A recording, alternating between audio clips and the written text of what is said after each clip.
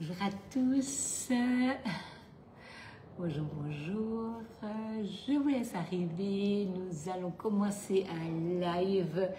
Coucou Dominique. Donc, je vais faire la recette. Elle me donne vraiment envie. Donc, je pense que c'est prévu pour demain, après-demain. Coucou Claudia, bonjour Jocelyne, bonjour à tous ceux qui arrivent au fur et à mesure. Bonjour, bonjour. J'espère que vous allez tous très bien par cette magnifique météo, une belle chaleur.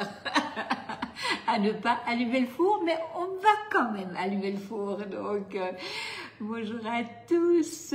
Bonjour Sylvie, bonjour Ginette, bonjour Catherine. Bonjour à tous. J'espère que vous allez tous très bien. Allez, voilà, préparer. Donc, je vous ai déjà, alors ça c'est juste exceptionnel, mis la recette sur le club. Il y a juste encore besoin que je vous mette la vidéo. Donc, elle est déjà prête, je l'ai mise cet après-midi. Bonjour Marie-Josée, bonjour Mireille. Ok, super, je vais y aller les yeux fermés. J'ai quand même ouvrir les yeux, Dominique, pour le faire. Bonjour. Alors, j'espère que vous allez tous très bien et comme d'habitude, un grand merci pour vos partages. Un petit clic, partagez la vidéo. Vraiment, c'est très gentil à vous. Bonjour Nadette, bonjour Christiane, salut Isabelle. Alors, on va commencer cette recette. Donc, on va tout préparer. On va faire la pâte, on va façonner. On va utiliser le 20 pains de table pour faire vos petits pains, pour faire des tartelettes sablées. C'est vraiment une super empreinte. Donc, j'ai déjà préparé la première pâte parce qu'il faut qu'elle soit refroidie et après, on va faire la pâte qui restera au frais. Merci pour vos partages. Merci. Bonjour Christiane, bonjour Sandra, bonjour à tous. Donc, on va commencer déjà par façonner. On va déjà allumer le four à 180 degrés et on va aller préparer tout ça pour pouvoir les mettre à cuire et pour qu'on fasse la recette entièrement ensemble. Bonjour Marie-Josée, oui merci, je vais bien, merci beaucoup. Allez Martine, coucou Aurélie, coucou Marie-Thérèse. Alors donc la première pâte, donc tardelines, donc ça c'est une spécialité régionale, hein, donc on n'en fait pas forcément partout. Mais en tout cas, je vous assure que ça, c'est quelque chose à faire, à refaire toute l'année. Donc, quand on a du monde, on peut préparer ça sans aucun problème, largement en avance. D'ailleurs, quand elle vieillit, elle devient meilleure. Hein. Donc, vraiment, n'hésitez pas. Et en individuel, comme ça, c'est vraiment très bon. Donc là, on va façonner des petites portions de 25 grammes. Donc, s'il vous reste un peu de pâte, il n'y a pas de souci, vous pourrez refaire cuire, puisque vous ne connaissez pas Marie-Josée, eh bien, il faudra goûter, hein, vraiment. Alors ça, c'est quelque chose à faire, hein. C'est tellement bon. Ici, on mange à tout moment, que ce soit en été ou en hiver. Et de toute manière, c'est surtout une pâtisserie qui se garde bien longtemps. Et d'ailleurs, comme je vous disais, elle est meilleure quand elle est plus vieille. On a plus vieille, ben voilà, pas non plus de 5 semaines. Hein. Mais oui, Aurélie, c'est une délicieuse recette alsacienne. Bah tiens, d'ailleurs, je pourrais en amener dans 15 jours. Ce serait l'occasion de te faire goûter. Donc, mais où est-ce qu'on va dans 15 jours? Ça, c'est la question du jour. Où est-ce qu'elles vont encore? On va vous laisser deviner. On va rien vous dire pour l'instant. Mais voilà. Donc, coucou Marie-Claire. En tout cas, c'est la présentation, donc grâce à Marie-Claire qui est sur le live. Donc, je suis allée lui rendre visite pour faire une livraison. Et j'ai vu sa présentation fantastique. Et je me suis dit, non mais ça, il faut que je le fasse. C'est vraiment trop génial. Ah oui, super Isabelle. Ah oui. Non mais c'est vrai, hein, en individuel, ça permet vraiment d'en avoir, de les partager. On n'est pas obligé de couper une grande tranche. Et oui, plus elle est vieille, meilleure elle est, hein, ça c'est sûr. Hein. La tardeline, ça bien entendu. Hein. On s'entend bien. On dit bien la tardeline.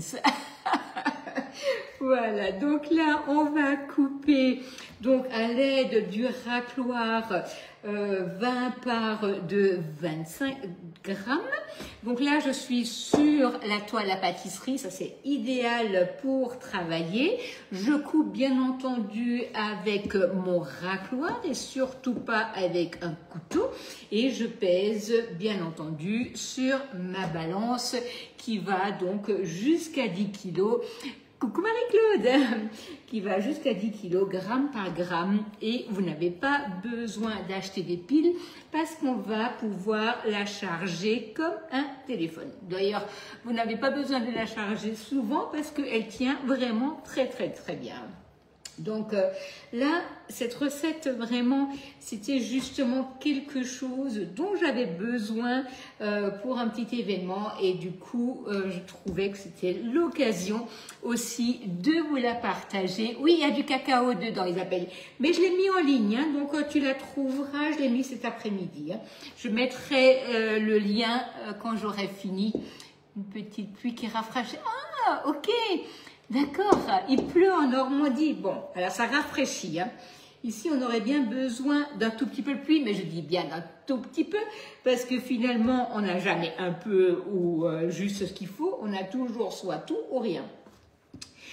Donc, manière des Alsaciens, c'est des râleurs. Alors, mais pas du tout. Pas du tout. On ne râle pas. On dit juste ce qui ne va pas. Oui, c'est du cacao amer. Oui, c'est ça, Dominique. Ah oui, Marie-Jeanne. Alors vraiment, vous ne regretterez pas. C'est vraiment un super produit. Elle est vraiment top à travailler, vraiment. Et puis en plus, elle est plate. On la range bien. Donc on rentre, on la range. Et puis si on a besoin de charger, on charge comme un téléphone. Donc ici, nous avons donc 20 parts. On va là déjà... Ah oui. Eh bien, dis donc, une quinzaine, c'est génial. Une fois par an, 2 fois. Oui, alors je suis absolument d'accord. Et pourtant, hein, moi, je l'utilise énormément. Hein. 37 degrés, Isabelle. Alors, tu sais quoi? J'ai presque pas mis mon nez dehors aujourd'hui. Donc là, j'avais pas mal de choses administratives à faire aujourd'hui. Et j'avoue que là, je suis restée collée à mon bureau. Alors, pas tout à fait collée quand même, mais je suis restée à mon bureau et je me suis dit, c'est pas la peine d'aller mettre le nez dehors parce que franchement, il fait trop chaud. Ah, génial Sylvie, je suis ravie de le savoir. Donc là, vous allez faire déjà des boules, puis on va hacher des amandes. Alors, souvent j'ai les amandes hachées à la maison et là, je n'en avais plus, mais il n'y a vraiment pas de problème. C'est des petites linces. Catherine, c'est des petites linces, donc spécialité alsacienne. Donc, je vais prendre ma planche, je vais prendre des amandes effilées en Bourgogne dans 15 jours. Comment c'est possible, Nicole, que vous sachiez ça? Comment c'est possible? Alors, nous allons prendre notre couteau et nous allons hacher ça. Voilà. On va les tremper, enfin, on va les pousser dedans pour les faire adhérer, donc, les amandes. Mais comme dit, si vous avez des amandes hachées, bah, c'est super.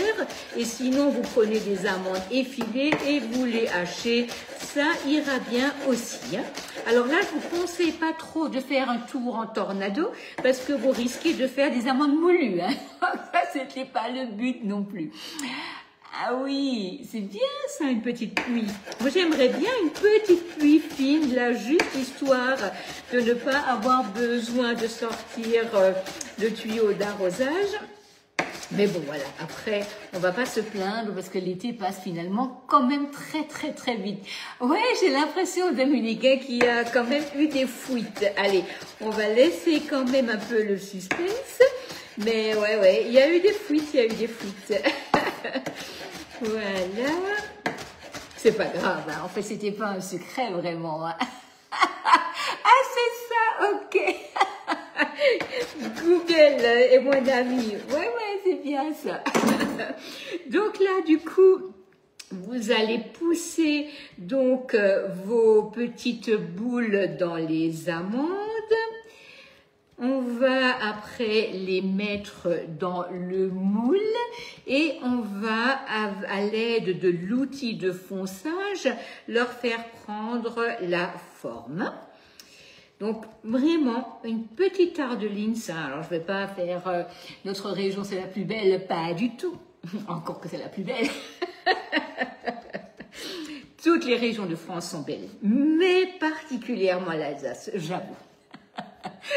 Donc, vous allez pouvoir goûter, faire cette recette que vous allez pouvoir garder vraiment sans aucun problème sur plusieurs jours, si vous arrivez à les garder, bien entendu. Hein. Coucou Judith. Donc là, on a une belle pâte qui est hyper facile à faire. Il faut juste que vous ayez de la cannelle et que vous ayez du clou de girofle à la maison. Coucou Dominique. Il fait pas trop chaud à Sirène, ça. Oh, tu m'étonnes. Lucienne, tu m'étonnes. En fait, non, c'est pas pour que ça colle pas, c'est pour la décoration, Isabelle. C'est vraiment, ça donne une jolie collerette qui est bien sympathique. Donc ici, donc les vins peints. Donc ça, c'est vraiment quelque chose, vous m'avez déjà vu faire des petits pains dedans. J'ai déjà fait des tropéziennes d'ailleurs, je pense que je vais les refaire cela parce que ça fait un bout de temps qu'on n'en a pas fait. Et bien sûr, des pâtes sablées pour faire vos tartelettes au citron, vos tartelettes aux noix, vos tartelettes à la crème. Donc l'empreinte donc en filet, c'est idéal pour ce genre de choses puisque l'air chaud va passer, va circuler et va vous donner un bon croustillant. Donc ici, nous avons nos amandes. Donc on va positionner notre petite boule de pâte amande vers le haut. Et on va prendre l'outil de fonçage et on va venir pousser dedans. Et on va mettre ça 10 minutes au four, donc à 180 degrés. Puis, à la sortie du four, on va rajouter un peu de gelée de groseille ou de framboise ou ce que vous avez à la maison. Il n'y a aucun problème. Cannelle et pas de cacao ni clou de girofle dans la recette que j'ai. Oui, alors des recettes de tarteline, je suis d'accord avec toi Isabelle, il y en a quand même une quantité impressionnante. Et l'autre jour, j'avais essayé effectivement aussi sans cacao, mais sincèrement, je préfère avec.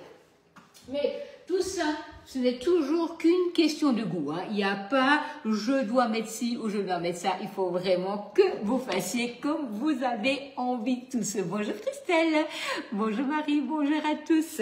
Donc on va prendre l'outil de fonçage. On va joliment pousser ici notre petite pâte dans l'empreinte. Puis, on va mettre ça 10 minutes au four à 180 degrés. Et pendant ce temps, je vais préparer le reste de pâte. Oui, ah oui, du 4 épices, ça c'est sympa aussi, ouais, ça c'est vraiment sympa. Oui, Isabelle, alors, je vais t'avouer que en général, je mets aussi avant. Mais alors, Marino, ce cher Marino, il a goûté hier, donc avec moins de confiture, et il trouve que c'est meilleur comme ça. Et finalement, on peut doser plus facilement la confiture quand on la met après, et ça n'imbibe pas tellement la pâte. Mais ça, c'est pareil, on fait comme on a envie, et plus ou moins, ça n'a pas d'importance. Et c'est vrai que je trouvais ça vraiment sympathique à essayer. Tu me diras quand tu auras essayé.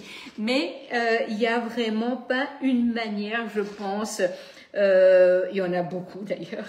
Mais c'est pas mal. Hein. Vraiment, j'avoue que ceux que j'avais fait ce matin sont partis. Désolée, je vous les aurais bien remontré tout de suite, mais ils ne sont plus là. Donc là, nous avons ici nos petites empreintes. On a notre pâte qui est donc poussée à l'intérieur. Et là, allez, on va au four pour 10 minutes en chaleur tournante. Allez, hop. Et ça permet aussi d'utiliser son moule que souvent on achète pour faire du pain, pas pour faire autre chose que des pâtes levées ou des pâtes à choux. Parce que vous aviez vu aussi quand j'avais fait la pâte à choux dedans, hein, ça c'est vraiment un éternel, enfin c'est vraiment un plaisir. Hein. Oui, tu testeras Isabelle. Et d'ailleurs je reçois le matériel demain, hein, donc la commande était bien restée bloquée, mais ça arrive demain. Et oui, mais c'est sûr Dominique, hein, c'est sûr. Dans toutes les régions de France, on a tous nos recettes. Et c'est tellement enrichissant ce partage donc dans les différentes régions et c'est ça qui est génial. Oh non, Aurélie, non, non, non, ne me dis pas ça. Ne me dis pas ça, non, non. Il est hors de question que je mette de la confiture de marron dans les tartelettes de Linz. Ce n'est pas possible. C'est pas possible. C'est pas possible. Du coup, vous allez prendre soit à la main un cul de poule, soit vous allez prendre le bol du robot et vous allez mettre farine, cacao, et une pointe de levure chimique, pardon, excusez-moi, c'est Aurélie qui me fait rire. Vous allez prendre des amandes avec la peau moulue, vous allez rajouter ça, vous allez mettre le sucre, la cannelle, le clou de girofle. Alors ça, c'est vraiment si vous aimez, hein, donc il n'y a pas non plus de problème si vous n'aimez pas et vous n'en mettez pas. Sylvie, je suis en train de faire des petites tartes de Linz. Donc, nous avons ici donc toutes nos poudres. On va faire un puits. On va rajouter l'œuf, le beurre et on va mettre ça à mélanger tout simplement avec dans le robot. Ah, ça y est, j'ai oublié le nom, c'est pas grave. Ce n'est pas le crochet. Je vais y arriver. Bonjour Monique, bonjour, bonjour à tous. Voilà. Et là, on va juste laisser tourner. Oui, Yvette, moi aussi. Souvent, je mettais du schnapps. Et en fait, là, finalement, merci la feuille, merci Aurélie. Pouf, pouf, pouf. Merci Aurélie. Donc, et là, il n'y en a pas, mais c'est très bien aussi. Donc, on réservera le kirsch pour le Kugelhopfen. Merci Dominique, merci. Heureusement que vous êtes tous là hein, pour me sauver. Donc là, on va mélanger ça à la feuille. Une fois que la pâte est bien donc homogène, on va la mettre dans du film alimentaire et on va la mettre au réfrigérateur. Oui, le cas. Merci, merci. Merci René. Donc là, c'est la chaleur. Oh non, je crois pas que ce soit la chaleur lycéenne. C'est juste, il y a trop de choses là dans le cabochon. C'est pour ça. Donc là, on va mélanger tout ça. Et on va le mettre au réfrigérateur. Si je fais ma tarte demain, après-demain, ça n'a absolument pas d'importance. On peut laisser la pâte au réfrigérateur. Aucun souci. Merci, vous êtes tous là à m'aider. Merci beaucoup. Merci beaucoup. Donc, là, on va sortir la pâte avec le racloir. Et on va la mettre sous cello. Alors là, vraiment, comme je vous disais, hein, ça n'a absolument aucune importance que vous la laissiez un jour, 2 jours, c'est pas du tout un problème. Hein. D'ailleurs, c'est vrai qu'on dit tous chez nous, plus elle est en attente, meilleure elle va être. Hein. Donc vraiment, n'hésitez pas à la laisser tout simplement au réfrigérateur. Voilà, donc là, vous voyez, vous avez une belle pâte qui est hyper vite faite. Et donc là, j'avais encore un petit reste. On va rajouter ça. Hop, et on va la mettre sous cello. Donc le dérouleur de film, je pense que vous le connaissez. Non, non, non, non, pour la tarte, je mets directement Lucienne.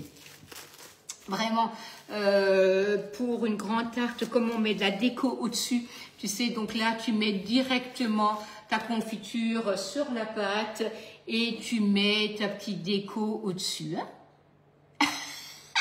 Mais c'est sûr, Dominique. Mais je te rassure, à Noël, c'est pas après-demain. Hein? C'est pas aussi vite, hein. Donc il faudrait quand même que tu négocies un nouveau congélateur avec ton mari si tu veux le garder jusqu'à Noël. Tu fais comme tu veux, hein. Je n'assumerai pas. Voilà. Donc là, ça cuit. Donc on en a encore pour 4 minutes. Ici, donc, je vais quand même vite vous remettre une petite explication sur le dérouleur. Quand vous avez le dérouleur, vous avez ici un fermoir. Et sur ce fermoir, il y a marqué presse. Donc, quand vous avez le doigt donc, sur le fermoir, oui, c'est sûr que c'est pas dit qu'il en restera. Vous appuyez bien là où il y a marqué presse. Donc, le dérouleur va s'ouvrir. Quand vous avez besoin d'un morceau de film, vous allez prendre votre morceau de film et vous allez fermer. Ça va donc couper le film. Et du coup, vous allez pouvoir emballer ce que vous aviez besoin d'emballer. Pour refermer, vous fermez ici et vous soulevez là le fermoir pour que ça se ferme. Donc, merci Marie-Josée, oui c'est vrai. Donc, on appuie bien là où il y a marqué presse, vous appuyez, ça s'ouvre. Vous avez besoin de changer de film. Ici, vous avez un petit rond, vous allez presser des deux côtés. Ça va donc s'ouvrir. Vous allez mettre... ah, génial, génial Marie-Jeanne. Vous allez mettre votre rouleau de film dedans. Au début, les petites ailettes seront un peu fermes. Donc, vous n'hésitez pas, vous appuyez vraiment pour que ça rentre. Ici, vous allez juste tirer sur le film. Vous allez le faire sortir un peu et vous refermez ici votre dérouleur. Et là, oui, alors Sabine, mettez tout simplement un petit, une petite alerte en fait sur la boutique pour que vous soyez au courant. Donc là, vous fermez. Et là, vous allez avoir votre film qui est coupé et qui sera toujours dans la fente prête à tirer. Et là, hop, vous allez pouvoir donc refermer. Oui, Isabelle, toi, je pense que tu as encore le petit clapet qui va de gauche à droite ou alors les premiers fermoirs. Mais c'est vrai qu'au début, on n'avait pas cette mention presse. Et du coup, quand on n'appuyait pas au bon endroit, on pouvait casser le fermoir et faire gicler donc le ressort. Donc, c'est bien d'appuyer là où il y a marqué presse. Vous avez une très très bonne qualité de film. Par exemple, vous avez pensé que vous avez fini. Et puis finalement, ben non, vous avez quand même besoin de remettre quelque chose sous film. Vous pouvez sans aucun problème reprendre ici, vous voyez, votre film, le défaire et le remettre sans aucun problème sur le récipient sans le casser. Donc, vous voyez, vous avez une belle résistance. Alors, c'est vrai que le film... on n'abuse pas, on va pas en mettre n'importe où, n'importe comment. Oui, vous avez les dérouleurs des dinosaures, c'est sûr. Mais c'est quand même hyper pratique parce que quand vous avez besoin vite de mettre un film sur quelque chose pour l'emmener, c'est vraiment génial. Coucou Hermès! Noël, bonjour à tous. Donc là, ça se termine, donc il y a encore 40 secondes avant que ça ne soit fini. On a toujours notre outil de fonçage sous la main. On a notre confiture, notre gelée, mais pas de marron. Aurélie, il n'y a pas de marron, ça c'est carrément pas possible pour un Alsacien d'entendre ça. C'est forcément des fruits rouges. Oui, il est bien, il est vraiment bien. N'hésitez pas, Sabine, à mettre une alerte sur la boutique pour que vous sachiez quand le produit revient. Moi aussi, je l'attends, le ferment soja. Oui, merci, merci. Voilà, donc là, on va sortir notre plat. Hop.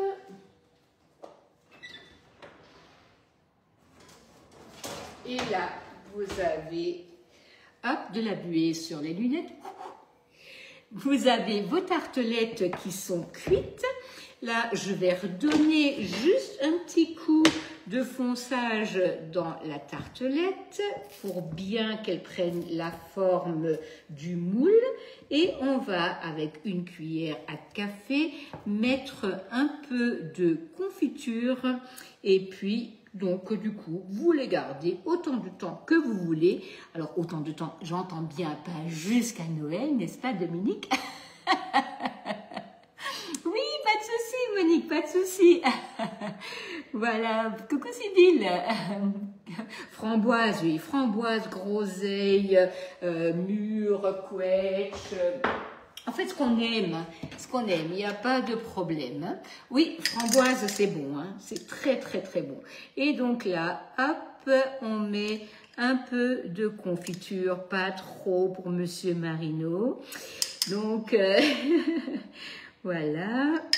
Et on va les laisser refroidir dans le moule avant de les sortir parce que vous savez, ou vous ne savez peut-être pas, mais la pâte à tarteline, c'est très fragile.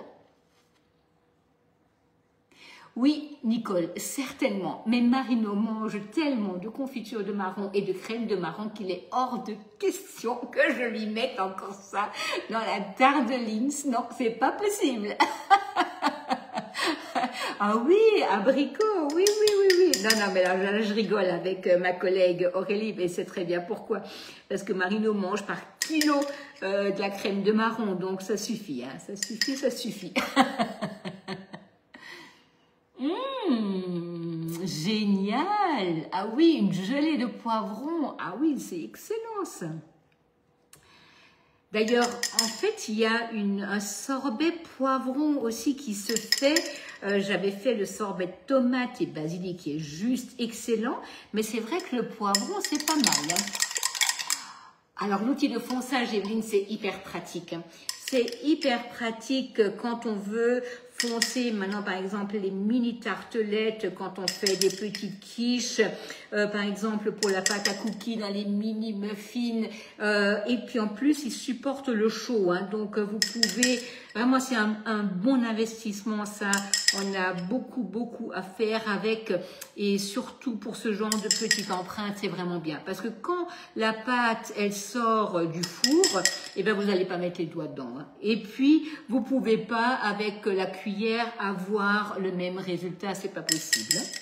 Donc vraiment, l'outil de fonçage, en fait, une fois que vous l'avez, vous n'allez plus jamais le changer parce qu'en fait, c'est un outil qui est hyper résistant et avec lequel vous allez avoir beaucoup de plaisir à faire justement les tartelettes, foncer la pâte feuilletée dans les empreintes mini tartelettes, dans les mini muffins, vous arrivez à rentrer dedans. C'est vraiment hyper pratique. Voilà.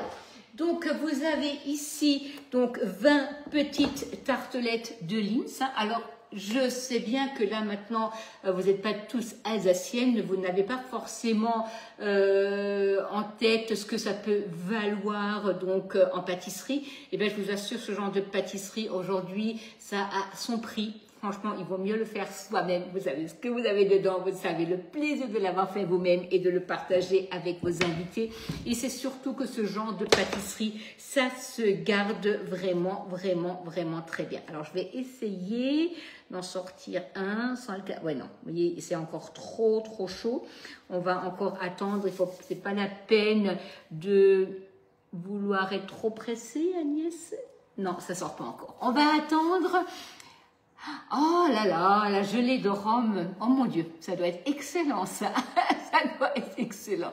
Donc là, on va le laisser gentiment refroidir et je vous montrerai tout à l'heure le démoulage. En tout cas, une fois que c'est froid, ça sort vraiment facilement. Je vous remettrai soit une petite vidéo ou soit tout simplement un mini live pour vous montrer.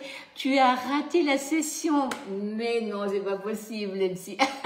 Demain, je te retrouve à 18 h également pour un live, donc n'hésite pas. D'ailleurs, mon cœur balance entre une mousse, justement, la route de Rome. J'ai une petite hésitation là, je verrai si je vais pas faire ça parce que ça pourrait être pas mal du tout. Merci Dominique, merci, merci. Donc voilà, qu'est-ce qu'on a utilisé ce soir? On a utilisé les 20 pains. Donc ce moule s'utilise donc pour aussi bien faire des choux, des tartelettes à blanc, des petits pains individuels, des tropéziennes. Donc vraiment c'est un moule qui est hyper fonctionnel. On peut également utiliser un emporte-pièce pour découper des pâtes, sauf que aujourd'hui en fait j'ai fait des boules de pâtes et j'ai pris mon outil de fonçage pour pousser donc ici la pâte à l'intérieur. On a donc bien entendu utilisé la balance. On n'oublie jamais le gant de four qui est hyper pratique et bien entendu la plaque perforée pour poser le moule dessus, ça c'est hyper important. La recette est déjà en ligne, vous la trouverez donc sur le club sous mon nom, Agnès Herter. Vous avez les produits dessus. Si vous allez sur la boutique, pensez à vous réidentifier parce qu'en fait avec le nouveau système, on a changé donc la boutique. Quand vous vous connectez, vous n'êtes plus forcément connecté à votre compte et à ce moment-là, il faudra aussi donc aller rechercher votre conseillère. Oui, alors ça, je suis absolument d'accord avec toi, Evelyne. Si on peut faire soi-même, on fait soi-même. C'est meilleur, c'est moins cher et on a le plaisir du partage. Et quand on voit les yeux briller de tout le monde, quand on apporte des bonnes choses sur la table, franchement, c'est quand même extraordinaire. Un grand merci à tous. Je vous dis à demain soir. Portez-vous bien, profitez de cette belle météo et profitez de ce bel été pour se reposer et découvrir d'autres choses. Je vous dis à bientôt.